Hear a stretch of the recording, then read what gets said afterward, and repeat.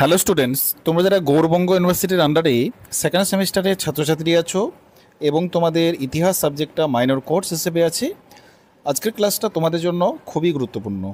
আজকের ক্লাসে আলোচনা করব তোমাদের ইতিহাস মাইনর সাবজেক্টের একটি মক টেস্টের এক্সাম ওরিয়েন্ট সাজেশন।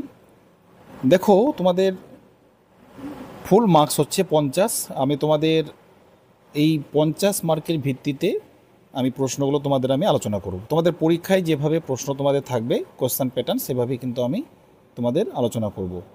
দেখো, প্রথমে বিভাগ ক থেকে তোমরা পরীক্ষার জন্য তোমরা প্রস্তুতি নিবে।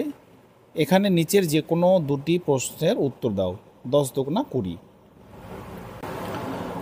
প্রথম প্রশ্ন তোমরা পড়বে, অশোকের ধর্মের বৈশিষ্ট্যগুলি আলোচনা করো। মোস্ট ইম্পর্ট্যান্ট প্রশ্ন। ভারতে বৌদ্ধ ধর্ম ও জৈন ধর্ম উত্থানের সামাজিক বা অর্থনৈতিক পটভূমি মূল্যায়ন করো। অথবা খ্রিস্টপূর্ব ষষ্ঠ শতকে ভারতে বৌদ্ধ ও জৈন ধর্মের উত্থানের বৈশিক ও আদর্শগত পটভূমি পর্যালোচনা করো। এই প্রশ্নটা কিন্তু প্রত্যেকটা প্রশ্নই কিন্তু এখানকার ইম্পর্ট্যান্ট। একটি সাম্রাজ্য হিসেবে মগধের উত্থানের রাজনৈতিক ও অর্থনৈতিক পটভূমি আলোচনা করো। নেক্সট, সাতবাহনদের শক্তি বৃদ্ধিতে গৌতমীপুত্র সাতকর্ণীর অবদান মূল্যায়ন করো। তারপরে প্রথম কনিষ্কের কৃতিত্বের মূল্যায়ন করো। তারপর তোমাদের বিভাগ খ থেকে তোমাদের আলোচনা করব 5-4-20। তোমাদের পরীক্ষায় 4টি 5 মার্কের প্রশ্ন থাকবে, অর্থাৎ 5-4-20।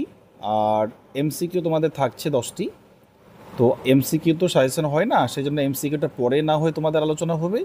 কিন্তু এগুলোকে তোমরা ফোকাস দাও, এই প্রশ্নগুলোকে।